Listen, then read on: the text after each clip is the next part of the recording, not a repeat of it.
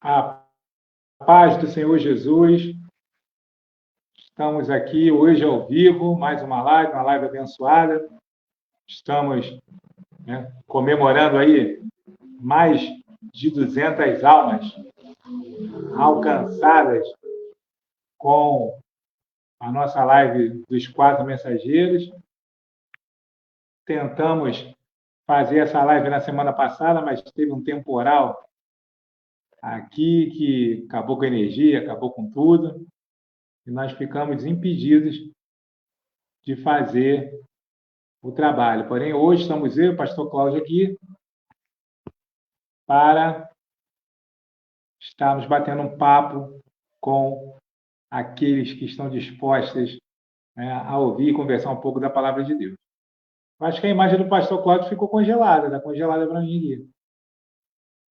Amém? Entra no áudio, pastor Cláudio, deixa eu ver se pelo menos eu consigo te ouvir. Amém, Pai do Senhor a todos, Pai do Senhor meu irmão, presbítero, Claudinho, tá tudo certo? Tá me ouvindo? Isso, eu estou te ouvindo bem, mas a tua imagem para mim está congelada. É estranho, né? Deixa eu dar uma olhada aqui, se a gente consegue consertar isso de alguma forma, mas enquanto isso o pastor vai, saudando o povo em nome de Jesus. Ah, agora ficou bom, agora ficou. Tá bom, né? Quero saudar todos com a paz do Senhor Jesus Cristo.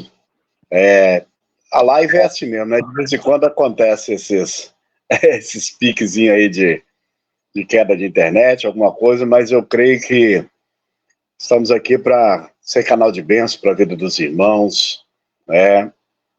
Sempre ressaltando que estamos sempre aprendendo, e hoje nós vamos ter um bate-papo aqui, bem saudável. Falar da palavra do Senhor, irmãos, é a coisa mais gostosa que tem, edificante, maravilhosa, né? Vamos estar sempre aqui aprendendo, nos renovando, reunidos em fé, né? Seja independente qual o assunto, sempre ele vai acrescentar fé em nossos corações, né? Então que Deus abençoe a todos aí, e é um prazer estar aqui com você de novo, presbítero. Deus abençoe sua vida. Obrigado pela oportunidade. Amém, amém. A tua imagem está congelada, mas o teu áudio está saindo, que é o mais importante, né? O áudio é o mais importante, mas a tua imagem continua congelada, né? Amém. Vamos avançando e vamos vendo o que Deus, nos propõe a fazendo nessa noite de hoje. Tá? Já vou começar a conversar o tema proposto, porque a frase que a gente pegou para ser tema do nosso papo de hoje foi uma frase que me foi dita há uns 15, 20 dias atrás, tá? E por uma pessoa que não é crente, não é servo de Deus. Eu conversando com uma pessoa, ele foi e colocou essa frase, e na hora eu pensei e falei, isso aí da pregação, isso aí da papo de crente, isso aí entendeu? Da resenha dentro da palavra de Deus, né? A pessoa colocou assim: tempos difíceis produzem homens fortes. Homens fortes produzem tempos tranquilos. Tempos tranquilos produzem homens fracos. E homens fracos produzem tempos difíceis. Né? Você vê que é um ciclo, né? E a gente olhando para a palavra de Deus, a gente vê que esse ciclo ele acontece dentro da trajetória, né, do povo de Deus. E o mais interessante é que, irmão, eu tenho essa mania, tudo para mim, tá? Da pregação, tudo para mim da envolvimento, né, com a palavra, entendeu? Eu gosto muito de trabalhar com pregação com tema por causa disso. Né? Quantas vezes numa conversa, quantas vezes numa pregação, uma frase que é dita por um irmão, por uma pessoa, por um pregador, e dali Deus já começa a fervilhar minha mente, a gente já começa a ministrar uma palavra de uma frase que a gente ouviu. Né? Por isso é importante a gente estar ligado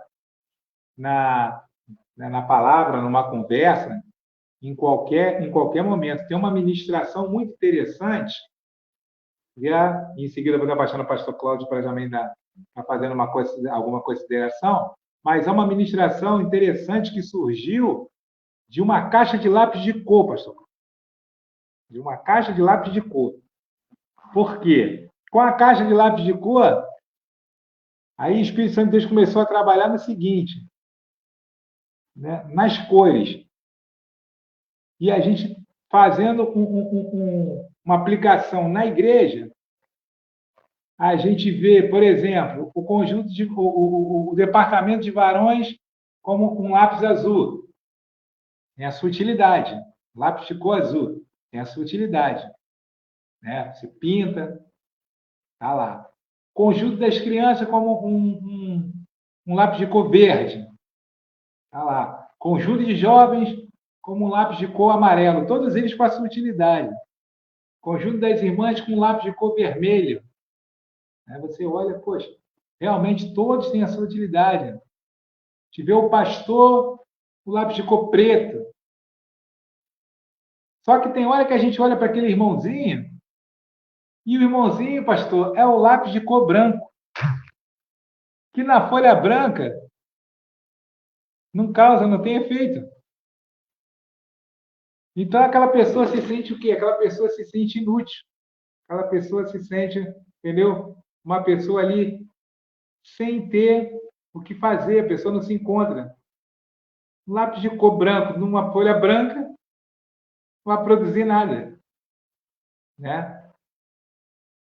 E a gente costuma dizer o seguinte, existem os dias maus, os dias onde as cores, a cor da folha já não é mais branca, o dia onde a cor da folha é preta. E quando chega o dia que a cor da folha é preta, o lápis branco ele é essencial, pastor. Ele tem, né, uma missão ali, ele é o que mais aparece, ele é o que mais é útil quando a folha é preta. Então, às vezes, a gente está se sentindo dessa forma. A gente está se sentindo como um lápis de cor branco numa folha branca, mas a gente tem que entender que no tempo de Deus, tá, a cor da folha vai mudar e nós vamos ter a nossa utilidade na obra. Aí o pastor vê, de uma caixa de lápis de cor, surge uma mensagem ali para poder exortar, motivar, trazer os irmãos. Amém? Então, a gente vai mais ou menos nessa pegada. E foi aonde nós nos deparamos com essa pessoa que colocou essa frase que nós vamos estar analisando e dando os exemplos aí bíblicos na noite de hoje. Amém? Vou passar para o pastor Cláudio também se manifestar um bocado. Amém. Tudo é edificante, né? Quando se espiritualiza, né, e coloca nas mãos de Deus, né?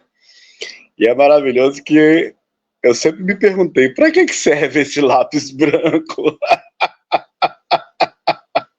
Eu tenho que confessar, desde quando eu era novo, né, colegial, eu falava assim, para que eles mandam um lápis branco aqui? Não vai usar em lugar nenhum. Então é uma realidade, né? Parece ser inútil, mas no momento em que muitos não vão poder ser útil naquele quesito ali, ele vai se destacar, né? Então, nós lembramos lá de Filemão e Onésimo, né? Quando Onésimo, ele é o escravo fugitivo, rebelde, foge do seu senhor, e ali, na verdade, já tem uma sentença de morte, né? Segundo a cultura, ele já tem uma sentença de morte garantida, né? E lembra bem a gente, né? Lembra bem como éramos nós, né? Fugitivos da presença, escravos, né? E só com uma certeza, a sentença de morte. Mas lá no meio das prisões, né? No papel preto, né? Como o irmão falou aí, né? No momento em que o lápis branco foi se destacar no meio da prisão, né? Onde Paulo vai mostrar para ele o valor dele. Não. Com o Evangelho de Cristo, o lápis branco é cor. O Evangelho de Cristo, o lápis branco é útil, né? Vamos botar assim, né? E ali o Evangelho de Cristo mostra para o escravo que ele não é escravo, ele agora é livre, né? Ele é liberto, ele é livre, ele pode voltar para o seu Senhor. E o que é maravilhoso é a carta de Paulo para o chefe dele, para o mestre dele: olha, receba ele como tu recebeste a mim, ou seja, você vai receber ele como irmão em Cristo. Mudou o cenário, né? Ele não é mais rebelde, ele não é mais fujão, ele não é mais escravo, ele é teu irmão. Ele faz parte da caixa aí de lápis de cor aí.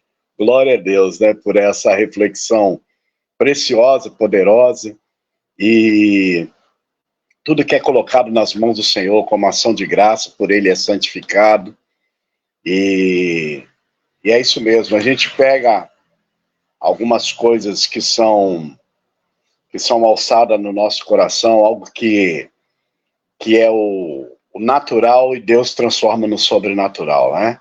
Eu costumo falar lá na igreja o seguinte: nosso irmão Rodrigo apareceu por aí, ó. Ô, glória. Pai do Senhor, meu irmão. Eu costumo dizer lá na igreja o seguinte, presbítero, para já passar para o senhor aí de volta.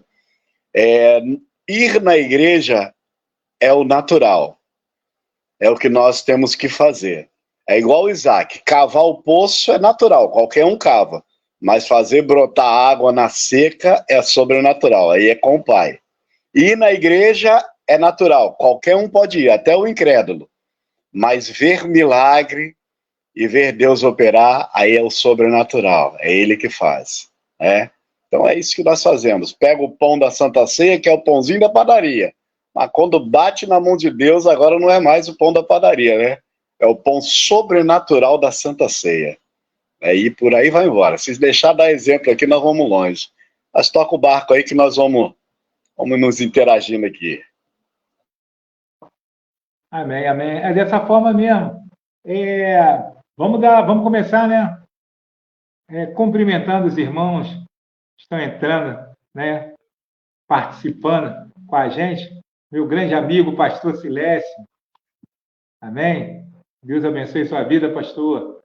Aguardando o senhor lá na festividade de Varões, semana que vem, para a gente adorar a Deus juntos. Amém? A nossa liderança no nosso grupo de intercessão, né, irmã Irene. Glória a Deus, que Deus abençoe, irmã. Obrigado por estar participando. Eu vi que a irmã compartilhou também. Glória a Deus. Obrigado pelo apoio em nome de Jesus. O nosso mensageiro, que ainda não estreou, né? Dos 4 mensageiros, falta um estrear, né? Irmão Rodrigo, a paz do Senhor, irmão Rodrigo. Esse mês de dezembro, amém? Espero contar contigo aí, né, nos 4 mensageiros. Amém? Glória a Deus. Pastor Guilherme. Deus abençoe, pastor Guilherme. Estou devendo a visita do pastor Guilherme toda segunda-feira, pertinho aqui da minha casa, um culto abençoado de libertação, né? Uma campanha abençoada. Estou devendo a visita para o pastor Guilherme, mas em breve estaremos fazendo essa visita para ele aqui. Segunda-feira eu tenho um culto que a gente não pode faltar, né, irmão? Faltar a gente não pode a nenhum, mas tem um culto que é essencial, né, na minha congregação, é culto de doutrina. Aí, para a gente conseguir, né, um tempo para poder dar uma dispensa, fica complicado, mas a gente vai dar um jeito de estar lá com o irmão ainda uma segunda-feira dessas aí. Amém? Irmãs, a pastora Silvia, Pai do Senhor, pastora Silvia, passeio através do seu futuro genro, o presbítero Evandro, fiz um convite, tá, para vocês estarem conosco na nossa sede. Tá? Nesse sábado, nós vamos ter lá um congresso de missões, que a Escola Bíblica Dominical, nesse quadrimestre, está falando sobre missões, né, até os confins da terra. E nós vamos ter um congresso de missões. Tá? Eu falei com o presbítero Evandro para convidar sua filha, convidar a pastora para estar conosco lá. Né? Espero que vocês possam ter aí, né, uma oportunidade de estar conosco. Tá? Louvado seja o nome do Senhor. Irmão, pastor, eu quero destacar aqui algumas passagens do livro de Juízes que coloca que os filhos, né, de Israel, eles fazem aquilo que é mal aos olhos do Senhor, e ao fazer aquilo que é mal aos olhos do Senhor, o Senhor sempre permite que o povo caia na mão de alguém. Porque quando você não está na mão de Deus, né, você está na mão do inimigo. Né? Dá licença aqui, deixa eu tossir rapidinho aqui. E você foi logo no livro que eu separei aqui, Varão. Então nós estamos no alinhamento aqui, hein? Que benção, tá vendo? Então, a gente sempre está na mão de alguém. E, justamente, o livro de Juízes, eu acho que é um livro que exemplifica bem, né, esse círculo vicioso do povo de Israel de passar por um momento de dificuldade, busca a Deus, Deus dá o escape, dá o livramento, o povo é abençoado, as coisas ficam tranquilas, né, o tempo favorável chega, e aí o povo novamente vai, né, e esquece, né, dos benefícios do Senhor. O povo, o ser humano em si, realmente, ele tem a memória muito curta, né?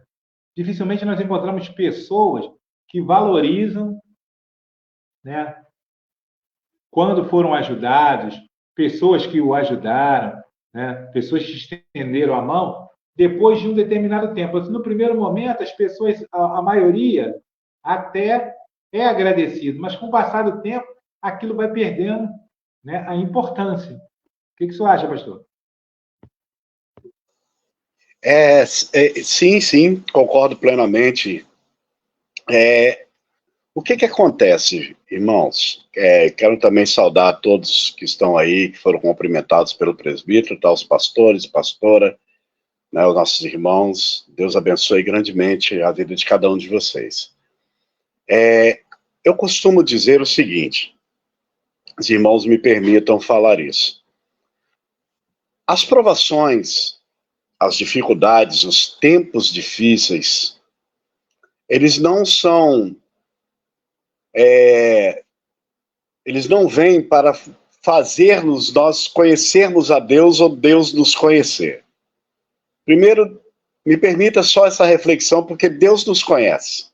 Então Deus não precisa de tempo bom ou ruim, porque Ele já nos conhece. E um interesse maior, além de conhecer a Deus, é lógico, e diante de uma prova, diante de uma experiência, nós vamos ter mais intimidade com Deus, claro, sem problema nenhum, que Ele vai demonstrar o teu poder, mas há uma essência também que pouco é observada, há um propósito que pouco se observa e que deveria ser mais absorvido por algumas pessoas. Em tempos difíceis é que vai se revelar o crente que está dentro de você. Qual é o alicerce da fé que está dentro de você? Né? Então, a fornalha, o deserto, o vale, a tempestade, seja o nome que você quiser dar para o tempo difícil que se levanta. Muito mais do que você conhecer a Deus, porque com Deus você vai conhecer Ele. Nós temos uma eternidade para conhecer a Deus e vamos passar a eternidade tentando conhecer a Deus e não vamos conhecê-lo por completo, porque Ele é eterno e aquilo que é eterno, aquilo que é infindável, não há como se conhecer por completo. Mas o que Deus quer que as provações e os tempos difíceis surta em nós é o seguinte: eu quero saber quem eu sou. Quando se levanta a adversidade, o tempo difícil, seja para a nação, para o mundo, para a minha igreja, qual é o crente que vai se aflorar dentro de mim? É Elias dizendo assim, peraí, se eu sou servo do Senhor, então manda fogo do céu. Ou seja, um homem ter tanta certeza de que ele está dizendo, então, se eu sou servo do Senhor, vai cair fogo diante dessa dificuldade. Porque ele sabe que ele é. O tempo é de mandar resgate de soldados, buscá-lo em cima do monte, né, humilhá-lo, sacotear dele, mas ele está dizendo assim, não, eu sei quem eu sou, então agora é a hora de aflorar quem eu sou. Quem eu sou? Eu sou um homem cheio do Espírito Santo. A minha igreja está em dificuldade, né? O meu pastor está em dificuldade, né? Pessoas estão está se levantando uma rebelião, ou um esfriamento espiritual, uma apostasia. E aí, qual crente que vai se despertar dentro de mim? O crente fraco, que se deixa levar pela adversidade, ou é o Caleb que se levanta e faz calar o povo? Né, presbítero? E diz assim, peraí, eu tenho uma palavra a dizer aqui. E a palavra dele é branda, a palavra dele é de fé, a palavra dele é de ânimo. Acabamos de falar sobre isso um pouco mais cedo, né? Então os tempos difíceis produzem homens fortes quando você entende que a dificuldade não é para te matar, é para mostrar a qualidade da sua fé. E o problema do livro de Juízes é um desequilíbrio total, né, entre fé e amnésia espiritual, né? Deus faz, livra, e daqui a pouco todo mundo parece que esquece, né, presbítero? E aí toca o barco da incredulidade, da idolatria de novo, aí Deus vai de infinita misericórdia, e o livro de Juízes foi o que eu também escolhi, algumas coisas aqui, se for necessário citar também, porque tem esse cocheamento entre dois pensamentos muito forte, porque parece que quando o vento sopra um pouquinho mais forte, a fé é estremecida, é abalada, e os homens fortes acabam se mostrando fracos, né? Então, realmente é um assunto, né, apesar de ser um provérbio oriental que foi trazido aqui, mas que se encaixa perfeitamente para você transformar, como o presbítero disse, numa grande lição espiritual. Né? Homens fortes tempos difíceis produzem homens fortes, e isso na Bíblia é algo notável. Podemos e vamos dar muitos exemplos e os irmãos que estão nos assistindo, os pastores, irmãos e irmãs, devem estar aí cheios de exemplos também, né? Querendo ali explanar também, porque sabe que isso é muito forte, é um assunto muito bem escolhido, tá, meu irmão? Amém? Pode passar o irmão aí e nós vamos dando continuidade.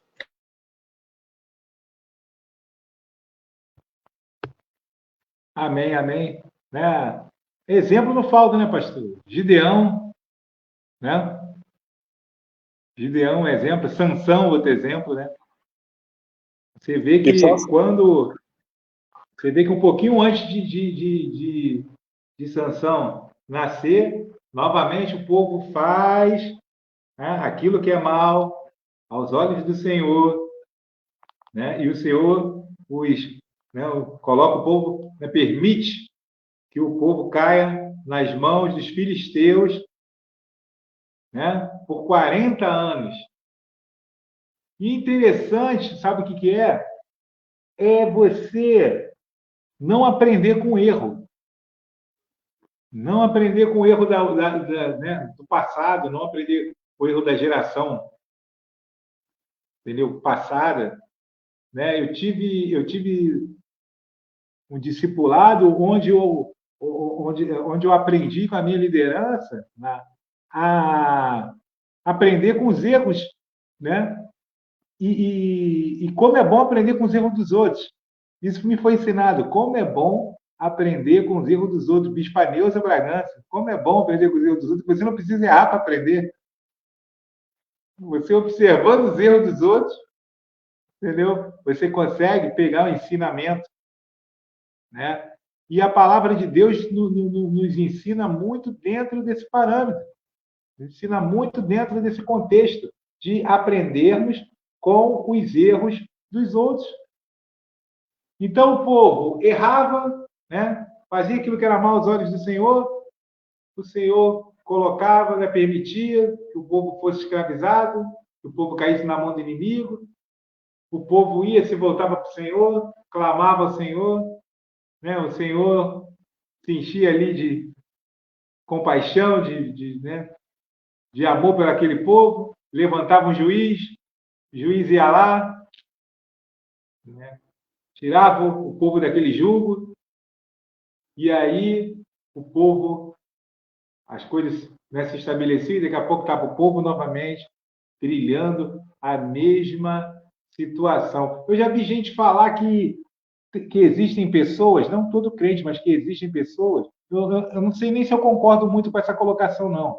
Mas eu já ouvi muita gente falando que tem gente que Deus não permite que aquela pessoa tenha a vitória, né? Que aquela pessoa ali alcance a bênção, porque se a pessoa alcançar aquela vitória, alcançar aquela bênção, que a pessoa vai se perder, que Deus, na sua onisciência, sabe disso, né? E não permite, aquela pessoa vive ali uma luta contínua ali, anos e anos e anos, um processo para conseguir, né, alcançar uma bênção ali, algo que está buscando, né? Mas que às vezes esse impedimento vem por esse motivo, né? Então, eu costumo dizer que nós complicamos muito a nossa bênção. Eu pregando sobre domingo na igreja, sobre né, a mão misteriosa lá, eu falei sobre isso. Aquilo que era separado para Daniel era separado para ele. Os magos, os astrólogos, não iam interpretar o sonho, né, do rei ali naquela passagem. Por quê? Porque aquilo era algo, né, a terceira força no reino, ali de comando no reino, tudo aquilo que era proposto ali era algo que Deus queria, né, tinha o propósito de Deus em dar para Daniel. Então, outra pessoa não iria conquistar aquilo que Deus separou para Daniel, assim como outra pessoa não consegue conquistar aquilo que Deus separou para mim, que separou o pastor Cláudio, que separou para cada um de nós que estamos ouvindo, né, essa live.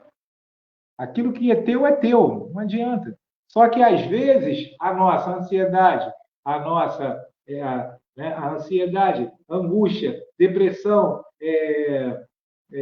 ansiedade, né, antecipação, tudo isso vai dificultando a conquista daquilo que foi separado para nós. Né? A gente vê que o povo de Israel, quando estava lá de frente para Golias, o que aconteceu com aquele povo? Tremia as pernas. Davi chega ali e não sente o mesmo medo que o exército. Mas se você reparar no texto, o próprio Golias fala assim, ó, eu luto contra vocês, vocês lutam por Saul. O exército de Saul, ele tinha em mente no coração dele lutar por Saul. Irmão, lutar por Saul não vai dar vitória para a gente.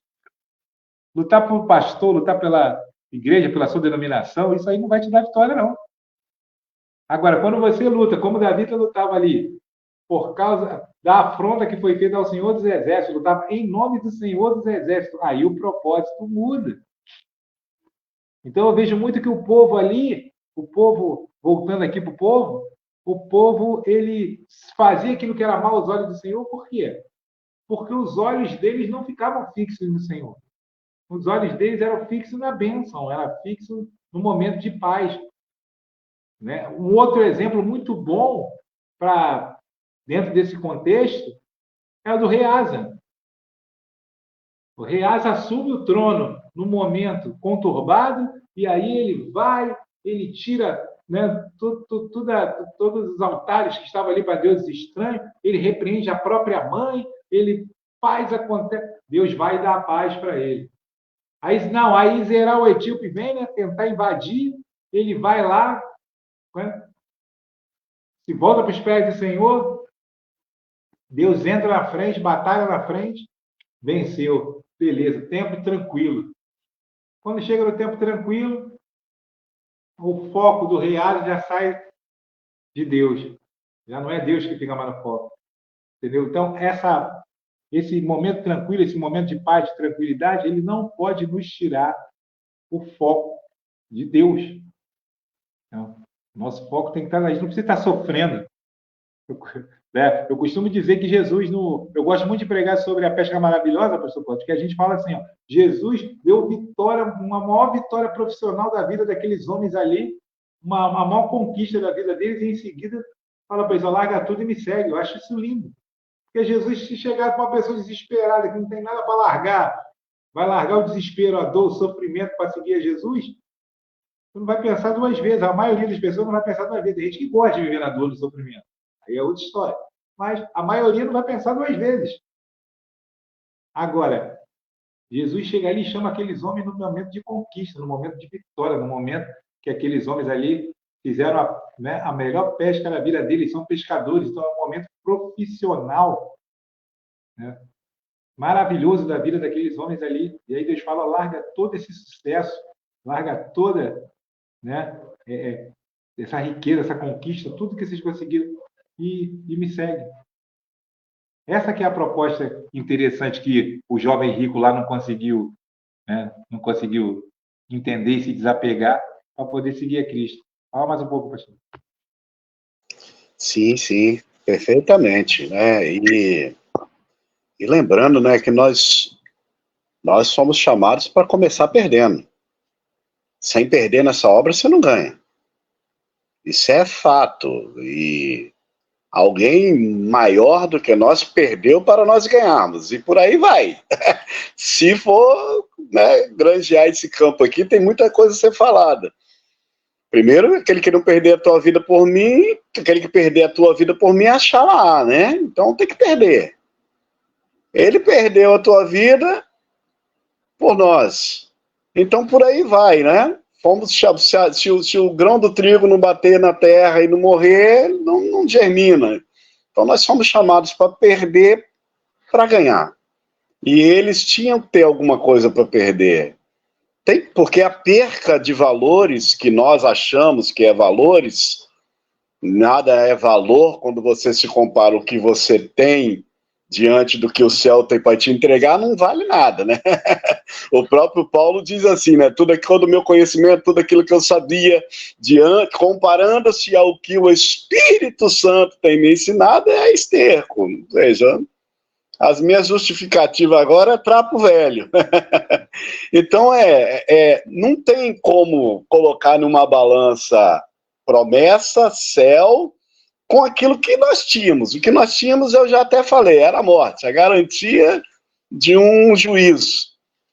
E o que é interessante, irmãos e presbítero, voltando um pouquinho sobre a questão de tempos difíceis, o irmão falando também sobre Gideão aí, falando sobre as lideranças, né, naquele tempo, as oscilações também.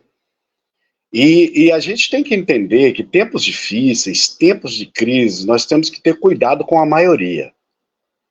Dado com a maioria, porque quem vai estar vivendo a crise? A maioria. Por exemplo, tempo de pandemia. Quem estava vivendo o tempo de pandemia? O mundo inteiro. Tempos difíceis. Tempos de escassez. Sempre uma maioria. Tempo de olhar a terra e voltar e dar o relatório. Era 10 contra 2, correto? E 10 fizeram um arraso, derreteram o coração do povo. Não é verdade? Aí nós temos uma Israel covarde, empobrecida, não tem ferreiro no arraial, ou seja, não tem nada, não tem arma para lutar, um empobrecimento de tudo. Um empobrecimento espiritual, covardia, se esconde nas cavernas, né? Planta e os midianitas vêm e manda ver. Destrói tudo, leva tudo, enquanto isso o povo está na caverna. Está se escondendo.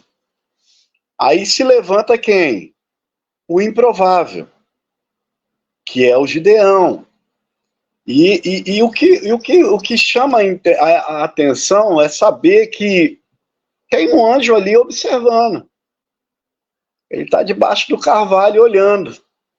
E a palavra do Senhor para esse anjo, para esse homem, quando encontra ele num lugar totalmente diferente de se fazer o que ele estava fazendo, né?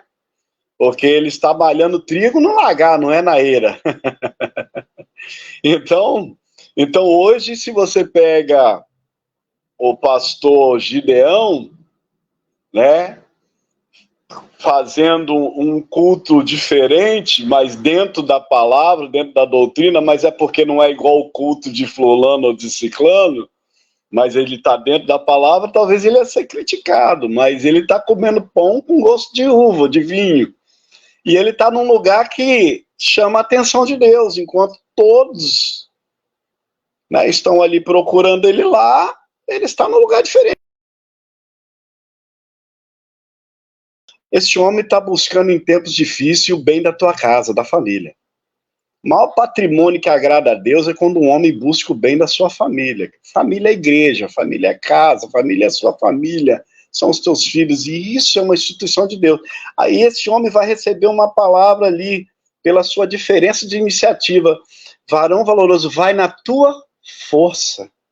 Ou seja, continua nessa iniciativa sua aí, porque ela está fazendo a diferença. Porque a maioria não tem uma iniciativa no tempo difícil. Você tem. Então, um líder que está dentro de você, dentro de mim, ele não se levanta na bonança, não. Ser líder na bonança é fácil.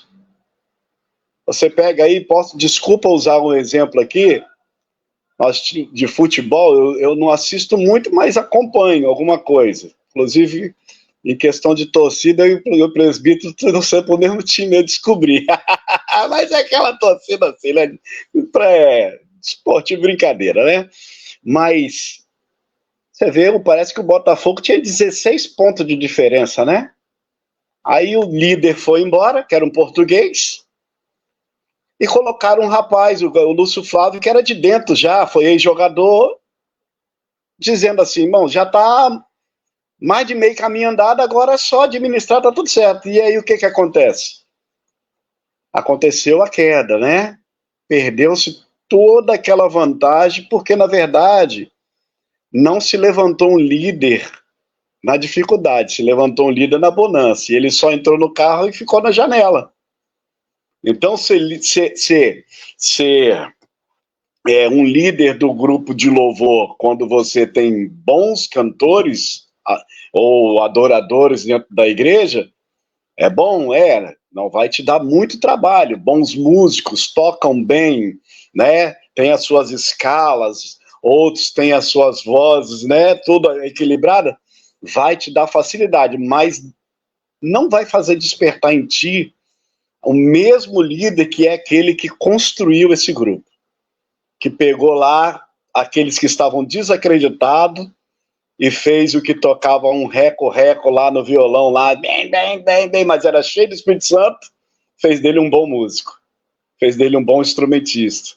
Pegou a irmãzinha lá que tinha uma vozinha um pouquinho fanhosa, deu uns toques aqui, outro toque ali, orou junto com ela, e aí se levantou uma louvorista de primeira linha, cheia do Espírito Santo. Porque, irmãos, dentro da igreja, nós temos que entender uma coisa, principalmente nós pastores. É melhor você ter alguém que não tem, às vezes, uma voz tão adequada para cantar, mas é cheio do Espírito Santo, do que você ter alguém muito afinado que não tem nenhuma vida com Deus.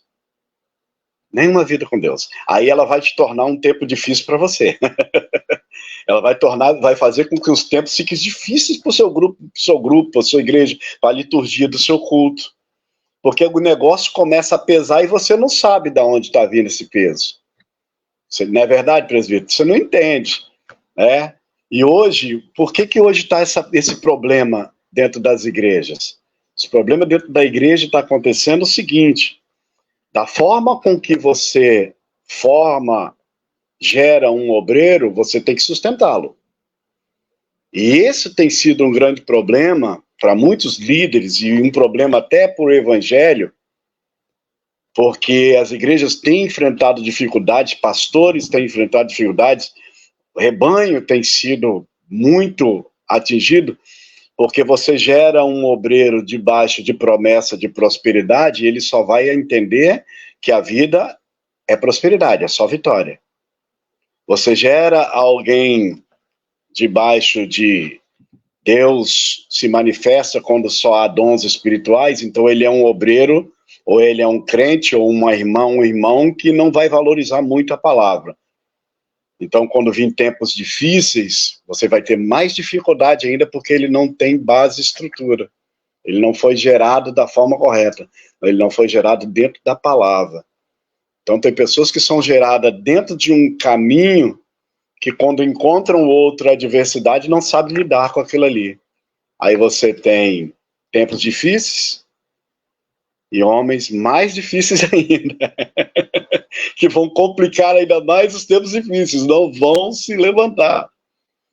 Enquanto você tem outros que são bem gerados, bem formados dentro da palavra, dentro da doutrina, que você ensina que não se abre mão de princípios. Eu quero usar a palavra do presbítero aí, não é por Saul que você está lutando. Porque quando você luta por Saul, aí você começa a querer agradar todo mundo. Pastor, presbítero, diácono, obreiro, não está aqui para agradar todo mundo. Não tem como você e eu pregarmos uma verdade e agradar todo mundo. Se tivesse, me desculpe, eu saio da live aqui agora, porque nem Jesus Cristo conseguiu. Aí se você conseguir, eu vou sair, vou embora, porque eu estou me sentindo frustrado. Se o mestre não conseguiu, porque não dá para ser legal e verdadeiro com a palavra. A palavra é verdadeira e às vezes ela não vai ser legal para alguém, né? Eu digo que, presbítero e irmãos, quando você prega a palavra, ela tem dois efeitos, e ela vai surtir um dentro do coração. Porque a palavra, ela a igreja, o culto, não é como o shopping. No shopping a gente vai lá, senta, paga e tem que ser bem tratado. E temos a nossa mordomia. Ninguém vem nos confrontar, não, que eu estou pagando para estar aqui. Igreja, não. Igreja, você entrou ali, certamente o Espírito Santo vai te confrontar, vai me confrontar, vai confrontar até o pregador, o pastor, porque essa é a função dele, juízo, justiça e a verdade. É disso que ele nos convence. Então ela vai surtir um efeito entre dois, ou ele nos confronta, a palavra nos confronta e nós nos rendemos e nos tornando crentes, e até crentes melhores, ou ela nos confronta e nós nos rebelamos e vamos embora, e achamos que aquilo ali não era para nós, não queremos ouvir isso. Então, tempos difíceis, você vai descobrir quem é você e o que Deus espera de você. Eu costumo dizer que aquilo que nós esperamos de Deus, ele já sabe. Agora, devemos perguntar mais, Senhor, o que o Senhor espera de nós? O Senhor espera hoje um crente que vai malhar trigo no lagar? Então eu vou lá. Ou que eu sei que o Senhor não está esperando um crente que vai para a caverna. Eu sei que o Senhor não está esperando um crente que batalha por Saul. Ser de provado e aprovado por quem? Por Deus. Ser de bom obreiro, provado e aprovado por Deus, porque é para Deus. Aí eu uso a palavra do presbítero, é para Deus, não é para Saul. Ah, não é para o pastor, não é para a igreja, é para Deus. Não, parece que o presbítero e eu estamos dizendo aqui que você não deve trabalhar para a igreja, para o pastor. Não. É que quando nós trabalhamos para Deus, já automaticamente vai respingar em toda a igreja. Porque tudo aquilo que você faz para Deus respinga para a igreja. Porque você faz para o cabeça, como é que o corpo não é beneficiado? Não tem como, né? Amém? E tem muitos outros exemplos. Deixa só mais um minutinho para fazer um complemento, presbítero. É muito importante, irmãos, nós termos a ciência de que alguns tempos difíceis até o próprio Deus vai proporcionar. Porque muitas vezes nós temos que ficar atentos com aquele velho jargão que se transforma que tudo é o diabo. Não que eu estou isentando aquele encardido aqui não, tá? Ele é culpado sim, desde a queda. Não estou dando mole para ele aqui não. Mas veja bem, a palavra também mostra um Deus que nos prova. A palavra mostra um Deus que nos traz algum tempo de provação, porque nós precisamos despertar o crente verdadeiro dentro de nós. Nós precisamos levantar, sermos vitrine de testemunho do poder de Deus. Você olha homens que entraram dentro de situações e nações como escravos e saíram dali como líder. Em tempos difíceis. Você tem homens que entram dentro da fornalha e ali eles saem com toda uma nação. A Bíblia diz que todos os homens mais importantes da Babilônia estavam ali junto com Nabucodonosor. E aí, depois que sai da fornalha, porque, irmão, não pede Deus para apagar o fogo, não. Deus não apaga fogo da provação. Deus faz você passar pelo fogo da provação.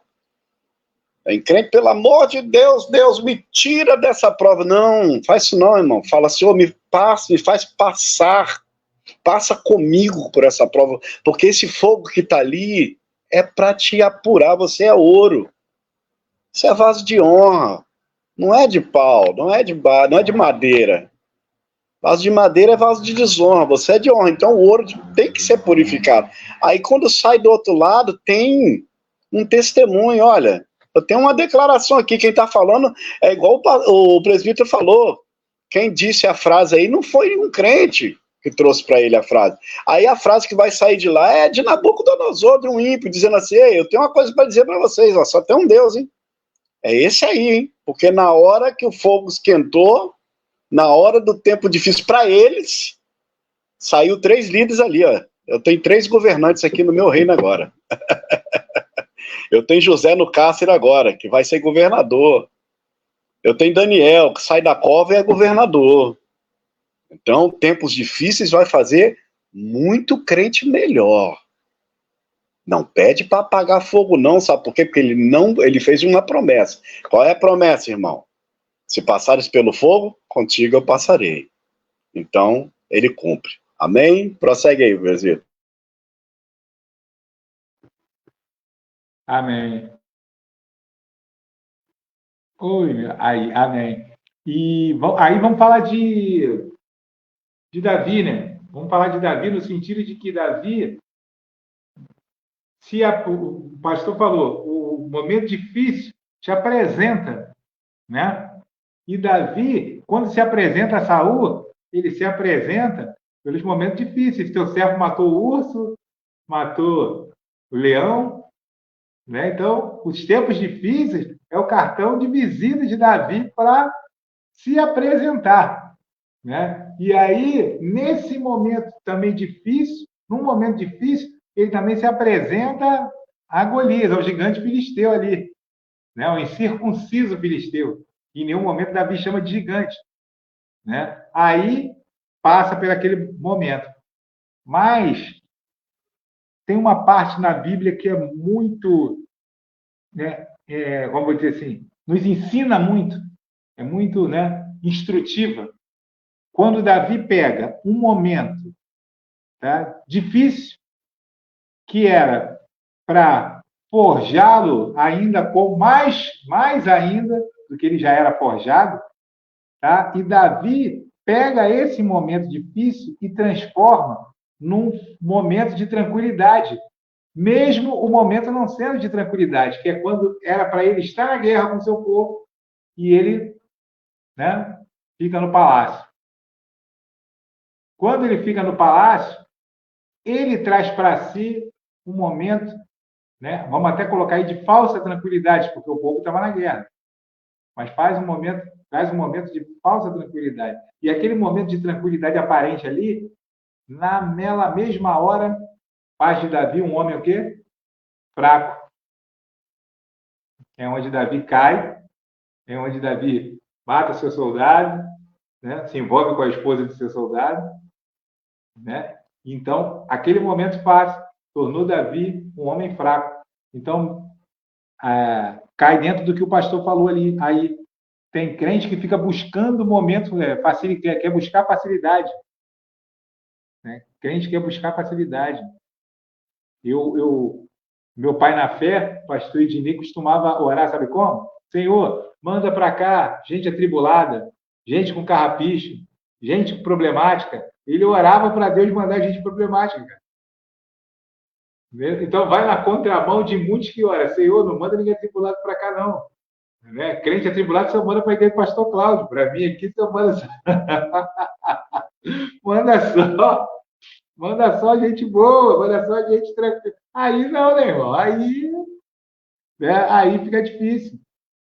Ainda hoje tem gente que entra para esse, né, para esse evangelho, para o evangelho de Jesus Cristo, querendo facilidade, irmão. Não vai achar, irmão.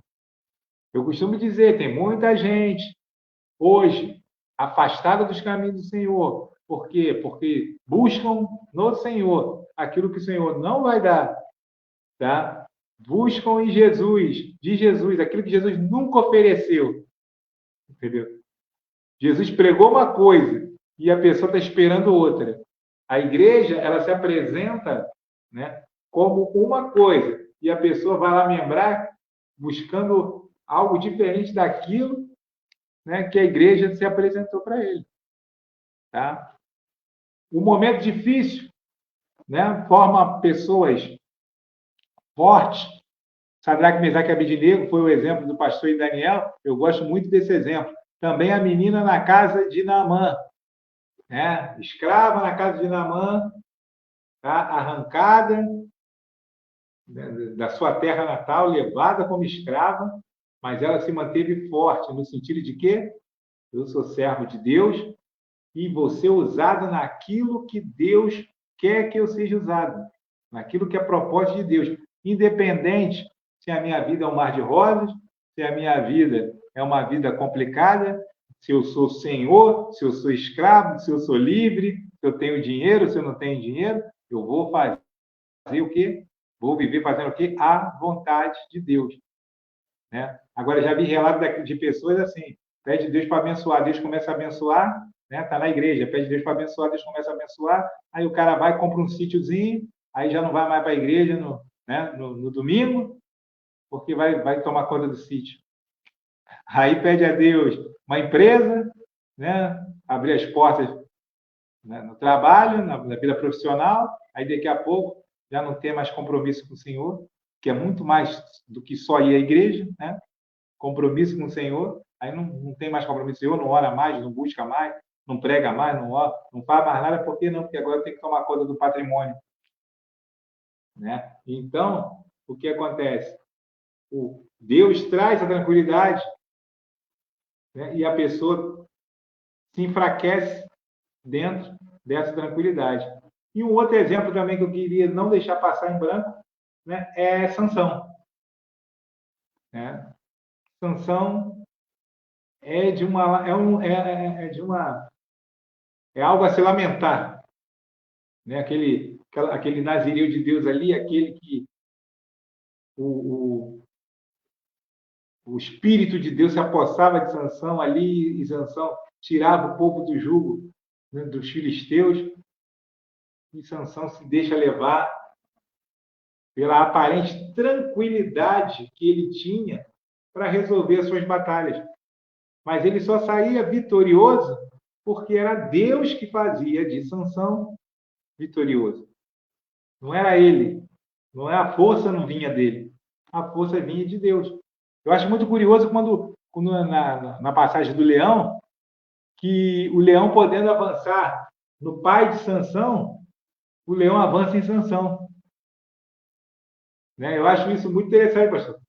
Por quê? Entre um homem, né, adulto, forte, saudável, e já uma pessoa de idade, teoricamente, instintivamente, era para o leão, né, atacar o pai de Sansão. Ir para cima do pai dele e não para cima dele. Até para correr, Sansão ia correr mais. Né? Só que ali há toda uma simbologia da parte espiritual. E espiritualmente, quem era fraco? Entendeu? Então o leão vai em cima de Sansão, por quê? Porque é onde está a fraqueza. É aquele que vai matar o leão, vai derrotar o leão, vai, mas na volta vai passar lá para poder tocar naquilo que não poderia tocar. E o inimigo, ele trabalha muito assim, já que o pastor abriu, né, essa e falar também que as pessoas colocam muito, né, na conta do inimigo, mas o inimigo trabalha muito assim, ele trabalha em cima da nossa fraqueza. Né? Trabalha muito naquilo que a gente acha que está tranquilo. Não, isso aqui para mim está tranquilo. Aí é onde a gente recebe uma investida, naquilo que a gente acha que está tranquilo. Não, isso aqui eu resolvo. Mas isso aqui eu não preciso de Deus, não. Entendeu? E é naquilo que você acha que você não precisa de Deus, né, que o inimigo vai trabalhar. Amém? Devolvendo o pastor. É sobre isso. Só para corroborar aquilo que eu falei, que às vezes não é o inimigo e é Deus trazendo algo para que você reaja e para que desperte dentro de você ou seja reestruturado, avivado, né, reconstruído dentro de você um crente que às vezes amorteceu e você não percebeu, usando até o exemplo de Sansão.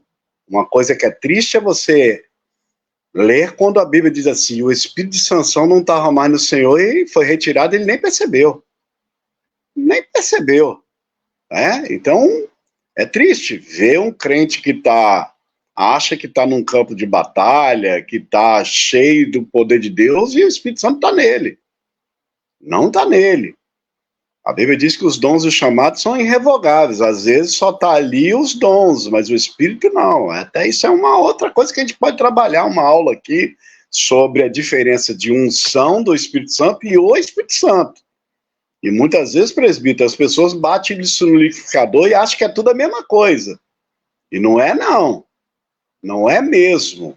É um assunto que eu quero até deixar aqui de sugestão para mais para frente um pouquinho, né?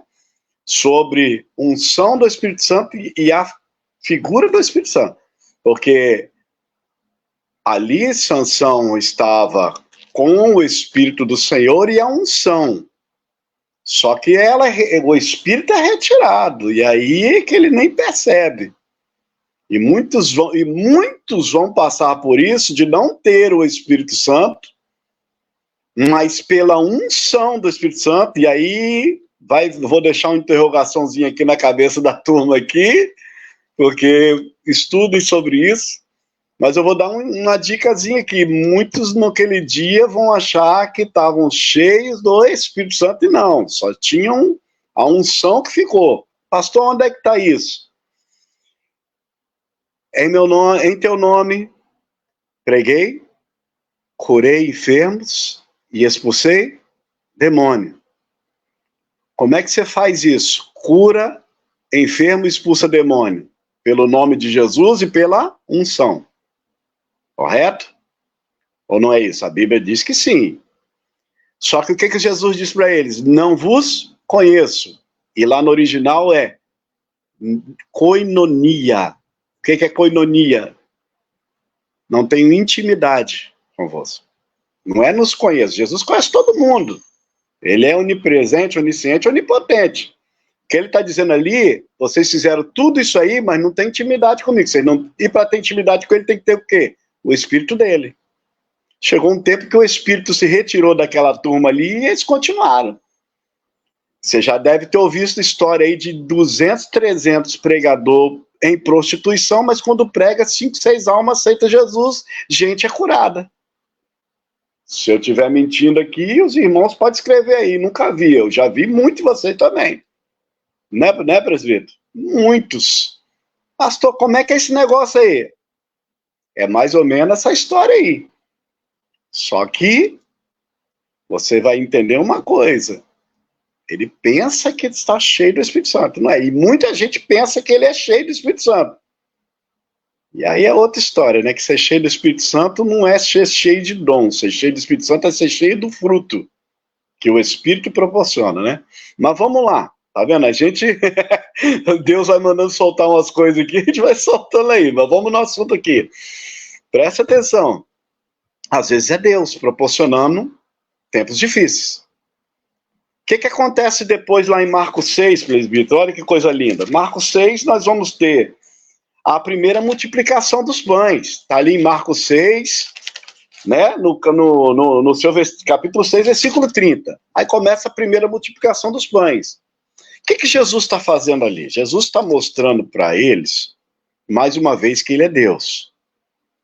Jesus está preparando uma igreja, irmãos. Jesus está preparando discípulos que precisam entender que tempos difíceis virão e homens fortes têm que surgir, né? E as palavras no mundo tereis aflições, vós sereis a escola deste mundo, por aí tá em outros versículos. Então Jesus nunca enganou que vai vir tempo difícil, então Jesus está preparando homens que vão liderar, irmãos, a igreja. Ele vai ser recolhido. Aí quando vai, o que acontece? A multidão tem fome. Aí começa aquele enredo ali, né? Aquela conversa que nós já conhecemos. Jesus sabendo o que é fazer, pergunta o que tem, deu tudo certo? Deu. Aparentemente, aos nossos olhos, deu tudo certo.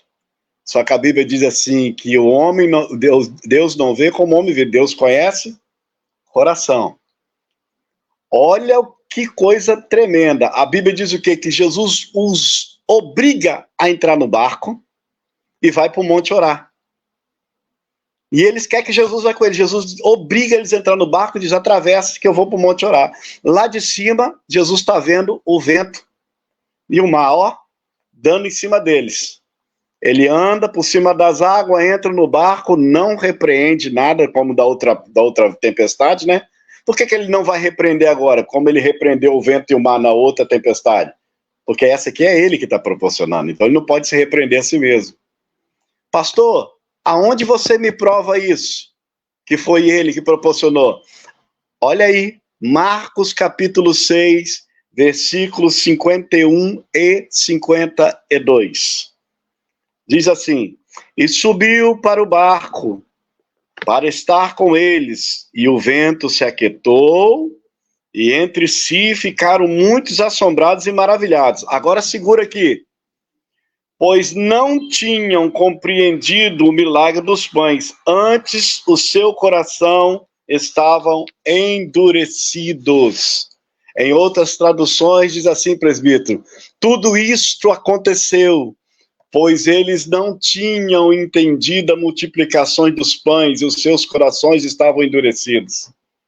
Como é que Jesus vai entregar uma liderança, uma igreja na mão de crente que tem coração duro? Incrédulo. Isso aqui é incredulidade. Aí o que Jesus fez? Espera aí, se o pão não foi suficiente, se a fartura não vai suficiente, se tempos de bonança não é suficiente, então vocês vão aprender a ser homens de Deus em tempos difíceis. Aí ele proporciona um ventinho ali, anda sobre o mar.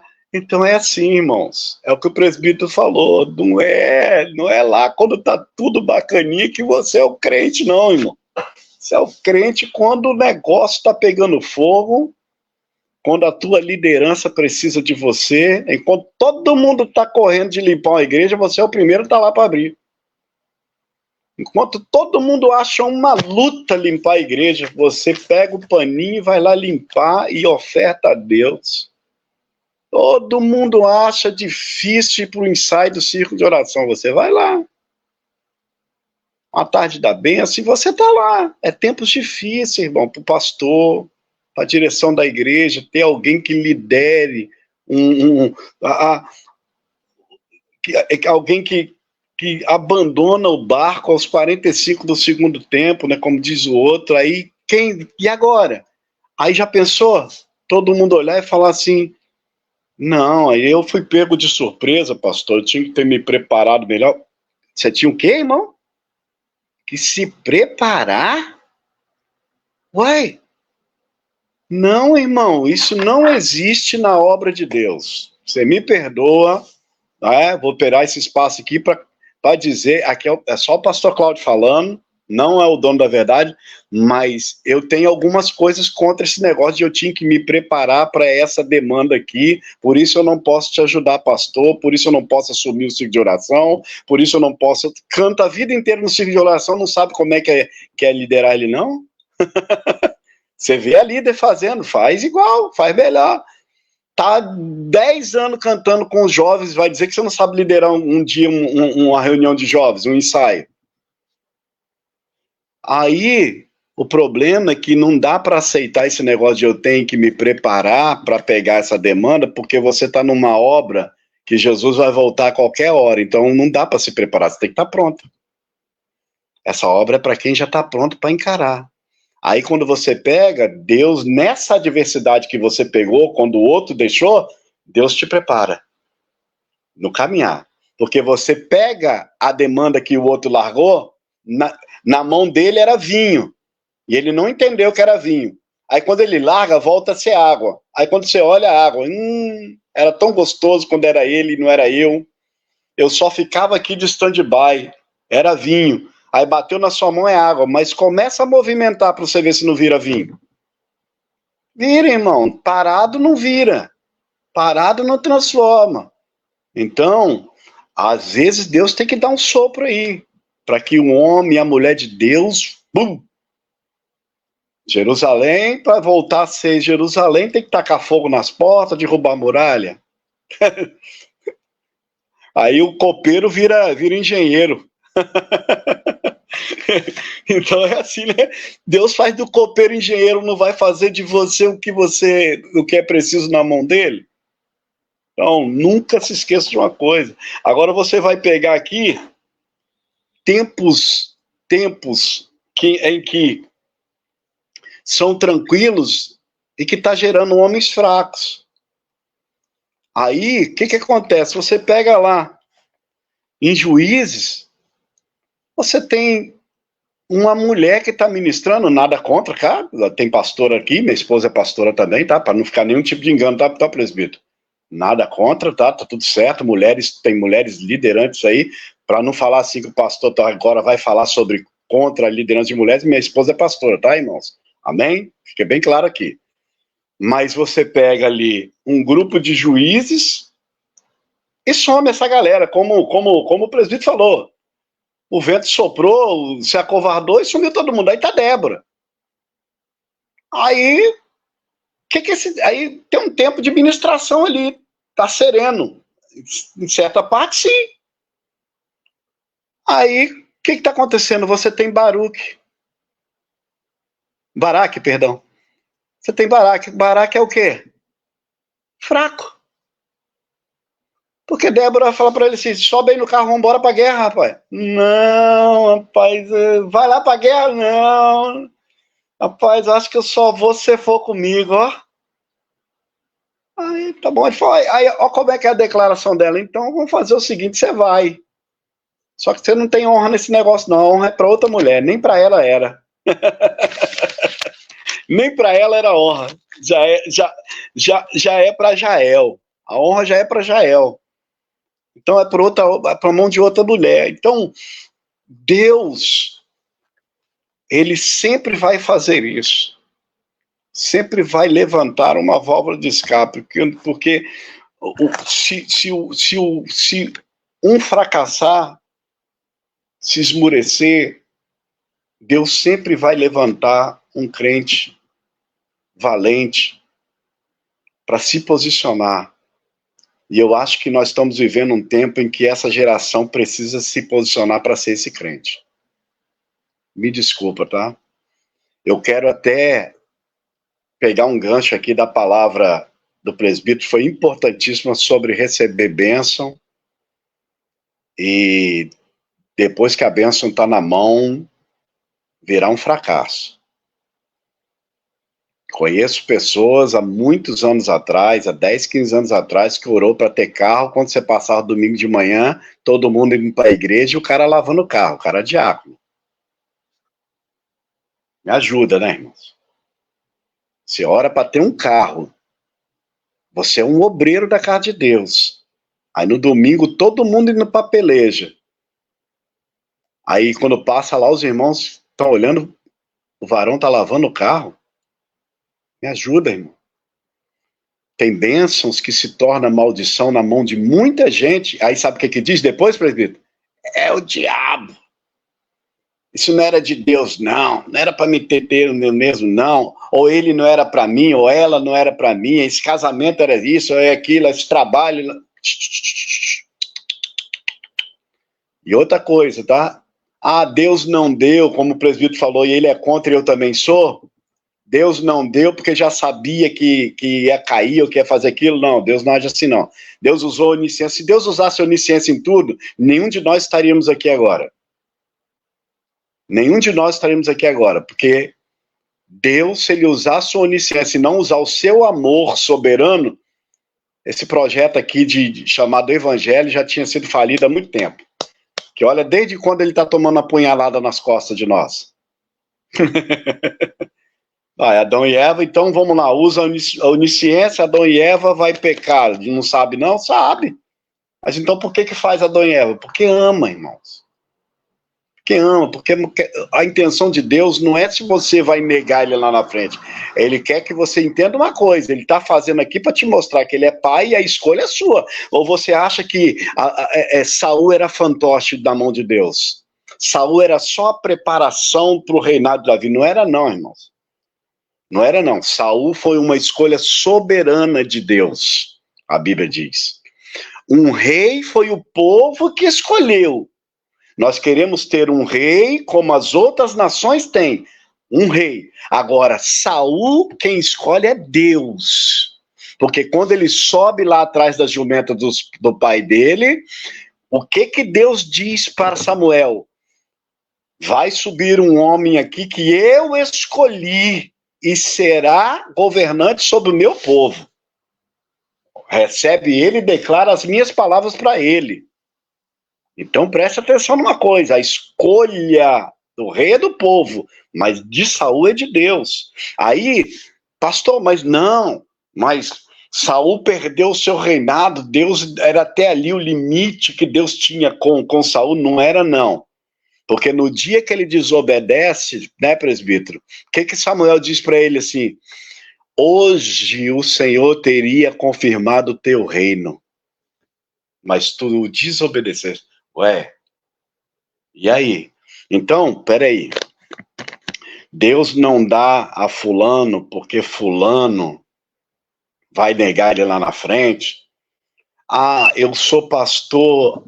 Deus prometeu que eu seria pastor há 20 anos atrás, mas não, Deus sabe de todas as coisas e foi pela vontade de Deus que eu fosse levantado a pastor há 8 anos atrás. Foi não, tá? A vontade de Deus, Deus está no controle de tudo, mas não significa que a sua vontade está sendo feita por todos. Não está, não. Entendeu? Nós temos um grande defeito de paralisar o processo que Deus tem para fazer muitas vezes na nossa vida e retardá-lo.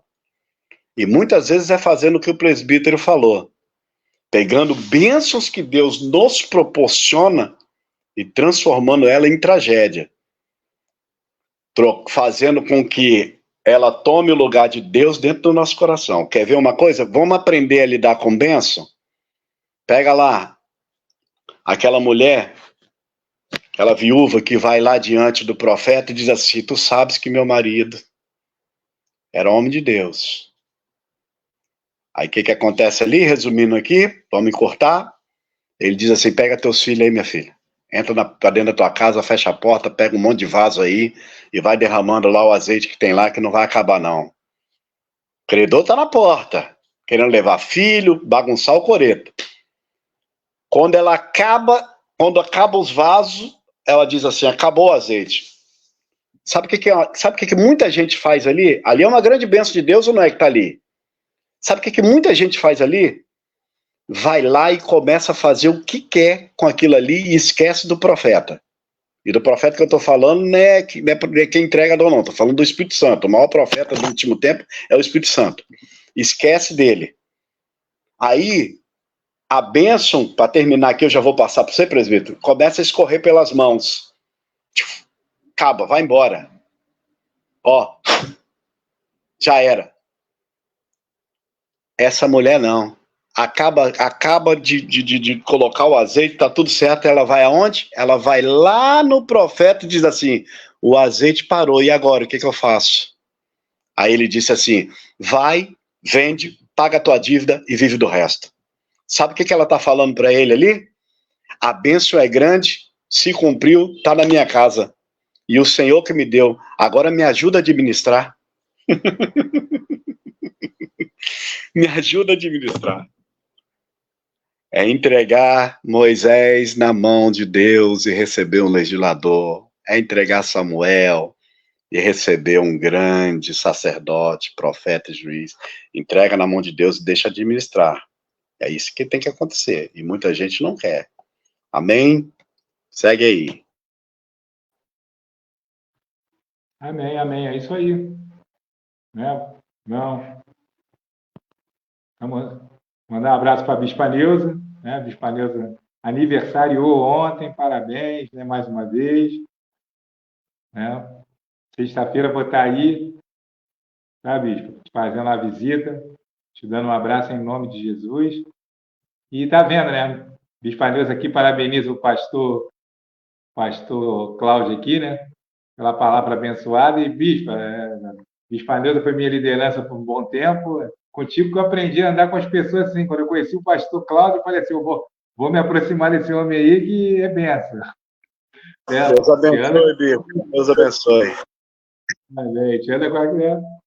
gente anda com aqueles que Deus usa para poder, né, edificar a nossa vida, né, para poder estar nos abençoando. Tá, pastor Silésio, né, obrigado aí pelo carinho. Louvado seja o nome do Senhor. E vamos começar, né, a encerrar o nosso trabalho de hoje. Né, eu acho que ficou de bom tamanho, né, pastor? Né, pastor Cláudio? Acho que deu para as pessoas sacarem aí, né? Os tempos difíceis produziram homens fortes, Gideão, Davi, né? Sadraque, Mesaque, Abednego, né? E vários outros. Os homens fortes produziram, né, tempos tranquilos, né? Os juízes entram aí como exemplo. Quando o pastor falou de Sansão, eu lembro sempre de uma frase que eu falo que o pessoal ri, mas é sério, pessoal, tá? Hoje em dia tem muito no meio de nós, tem muito Sansão careca no meio de nós, pastor. Tá? O espírito já se retirou há muito tempo e ele acha que tá abafando ainda. Pega o microfone na mão, vai lá para cima do altar lá e acha que está fazendo, que está acontecendo, mas o Espírito Santo de Deus já se retirou. Né? Uma coisa que eu bato sempre na tecla com o meu pastor, com o pastor Marco, também foi falado pelo pastor Cláudio hoje aqui. Deus usa, irmão. Se você vai se perder no meio de Deus te usando, tá triste para você. Triste para você. Mas Deus não vai deixar de usar. Porque Deus quer que todos se salvem.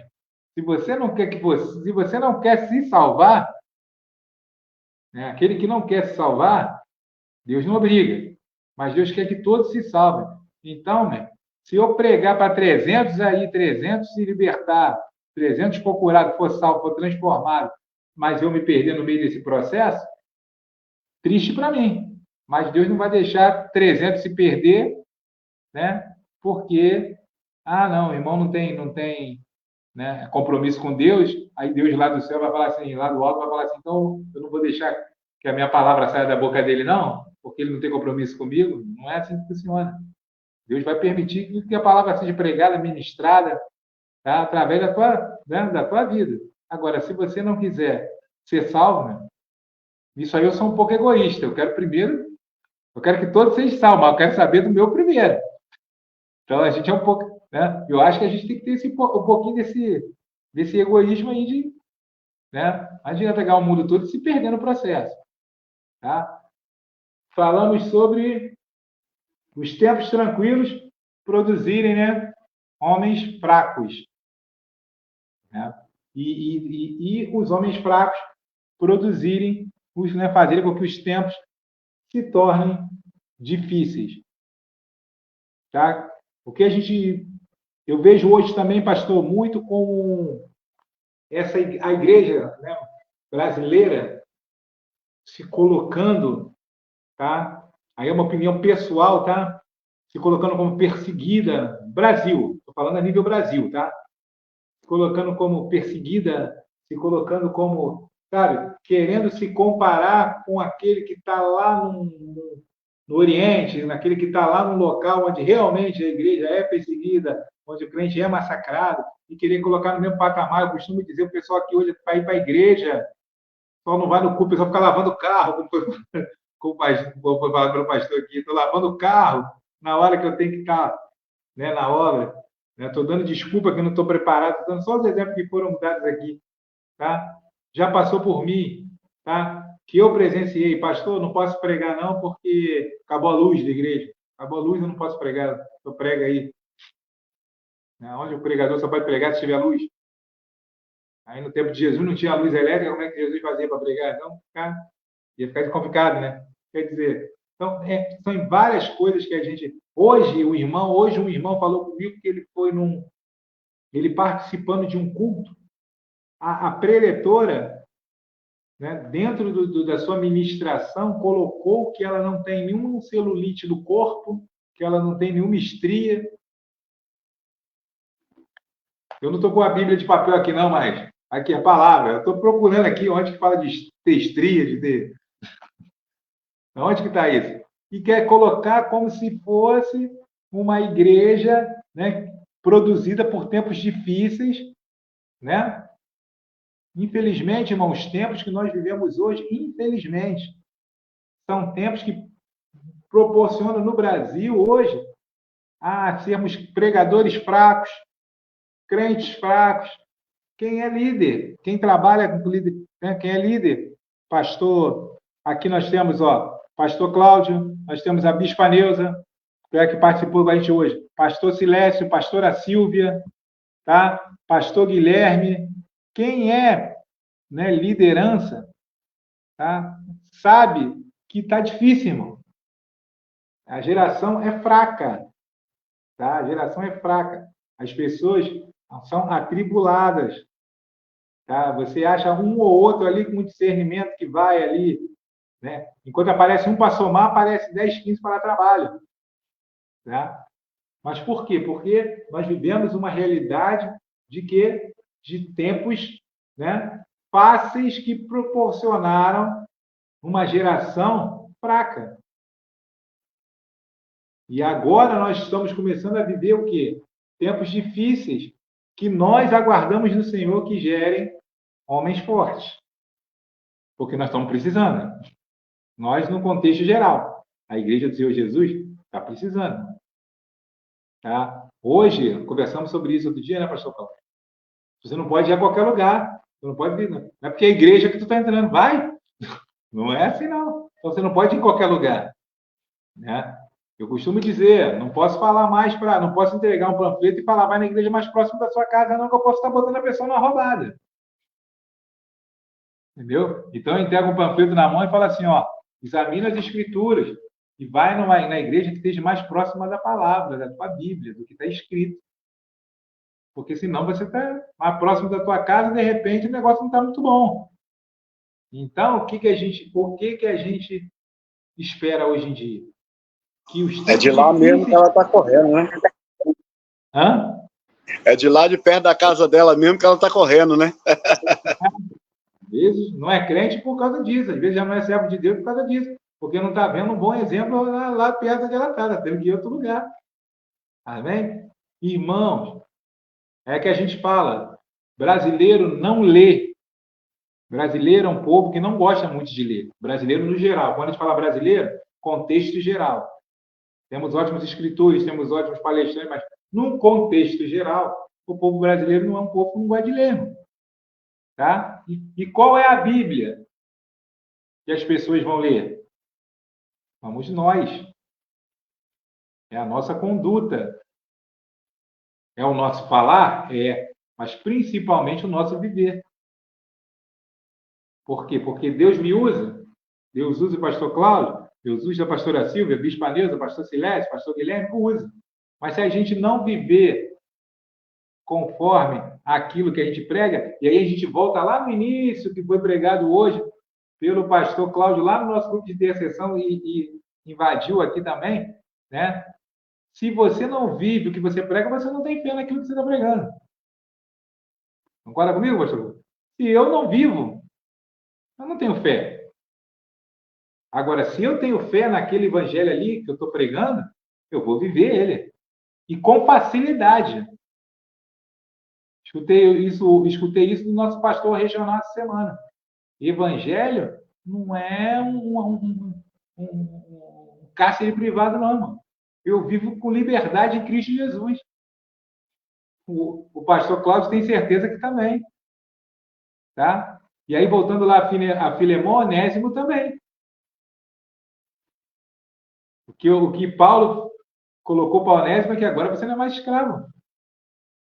Agora você tem liberdade. Entendeu? Então, nós vivemos uma liberdade em Jesus. Tá? Agora, o que nós precisamos entender? O que precisa ficar, né, entendido para a gente poder, para eu estar podendo passar para o pastor, para a gente estar fazendo, para ele estar fazendo também a parte né, do encerramento. Né? Lendo novamente a frase. Né? Os tempos difíceis produzem homens fortes. Homens fortes produzem tempos tranquilos. Tempos tranquilos produzem homens fracos. E homens fracos produzem tempos difíceis. É que os tempos, tá, difíceis não são para ser lamentados. Eu acho que é o principal que ficou hoje, que foi quando o pastor Cláudio colocou isso. Tá? Os tempos difíceis não é para ser lamentado. A fornalha não é para ser pedido, não é para Deus me livre. Estou na presença do Senhor, então não posso passar. Né? Como eu já ouvi muito crente, já não aceito ficar doente, não aceito passar por isso, não aceito passar por aquilo. Né? O que o crente não pode aceitar é viver diferente do que está nas Escrituras. É viver diferente da proposta que Deus coloca para a vida dele, que são as Sagradas Escrituras. Isso é que o crente não pode aceitar. Tá? Fora isso, a gente não tem direito de aceitar ou não aceitar nada, porque o comando é de Deus. Tá? Foi falado aí do povo de Israel pedir um rei, né? E aí, eu encerro minha palavra dizendo: se Deus nos criou para ser diferente, como é que a gente vai querer ser igual a todo mundo? Teremos o rei porque os outros povos têm o rei. E até hoje tem crente querendo ser igual a todo mundo. Deus te fez diferente. Tá? Não te fez igual a todo mundo. Tá bom? Pastor Cláudio, encerra, a gente está partindo 1h26 de live, já acho que já deu o que a gente queria, né? Em nome de Jesus. 2 minutos de consideração para mim, de algumas considerações aqui para me encerrar também a minha participação e não enfadigar também os irmãos. Homens fracos, tempos difíceis, né? Que é a última frase aí. Acabe, fraco, tempos difíceis, tempo de seca, tempo de idolatria, tempo de desordem. Saul, homem fraco, tempos de gigantes, tempos difíceis. Saul, porque além da sua fraqueza, não tinha convicção do seu chamado. A pior tragédia que tem e torna um homem fraco é quando ele não tem convicção do seu chamado. Então, o que torna tempos difíceis dentro do evangelho, dentro da igreja, é quando você encontra pessoas que não entenderam nem o que está fazendo ali. Tive experiência já dentro da minha própria igreja, não falo da igreja, não, falo da minha, em que a pessoa chegar dentro da igreja e olhar um problema, porque o irmão não veio para limpeza hoje, e era o dia dele fazer limpeza. Aí a igreja está aí toda suja. Ele achou que eu ia achar ruim com o irmão, eu achei com ele.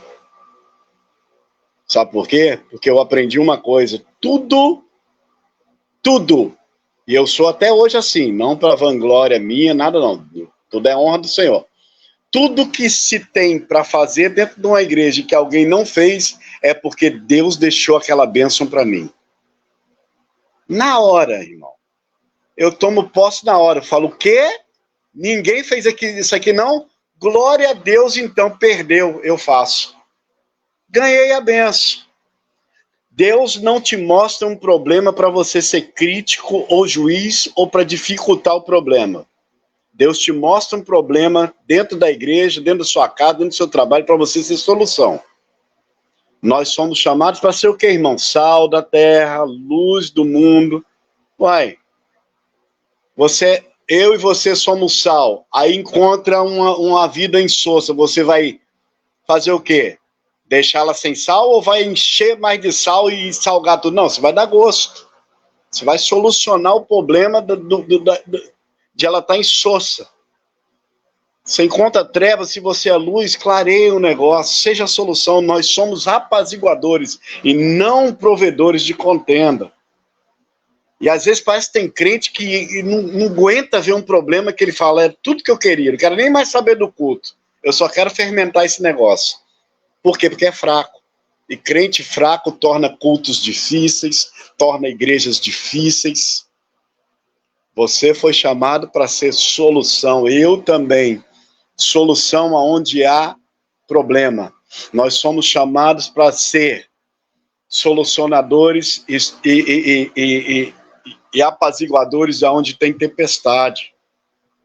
Entendeu, irmãos? Então, tudo que é um problema dentro da igreja, dentro de qualquer âmbito, entenda uma coisa, se Deus me botou exatamente aqui, é para mim ser a solução para esse problema e mostrar que o tempo é difícil e eu sou forte.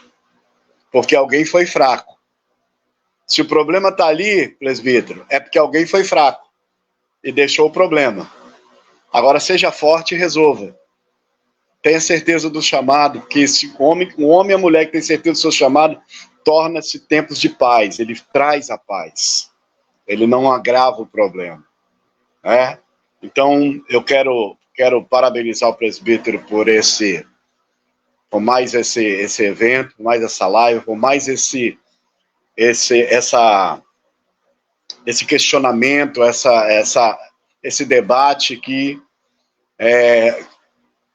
tudo isso que aconteceu aqui, e uma coisa surgiu em nossos corações: mais fé, mais dedicação. Eu costumo dizer o seguinte: Senhor, eu quero ser um crente melhor, assim que acabar esse culto aqui. Mas quando tiver outro culto, eu quero ser um crente melhor do que o de hoje. E amanhã eu quero ser melhor do que ontem, e vai indo, porque é preciso ser assim, irmãos. É preciso ser assim.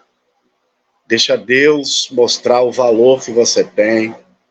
Deixa o seu pastor, vamos falar aqui do pastor, pastora, dos seus líderes, presbíteros, deixa ele encontrar em você, deixa a sua igreja encontrar em você o solucionador, o abençoador, aquela pessoa que se prontifica e quando todo mundo está se escondendo atrás da bagagem, você é o que está na linha de frente.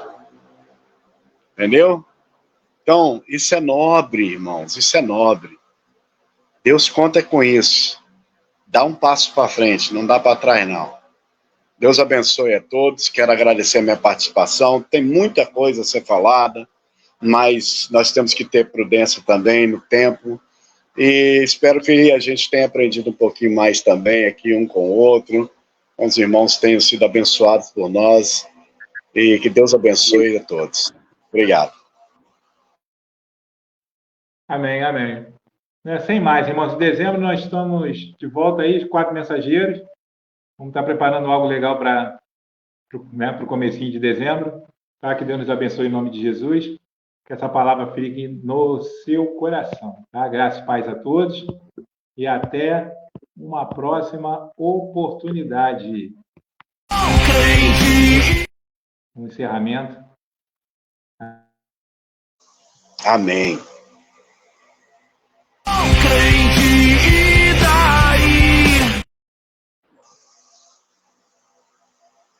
Deus abençoe a todos.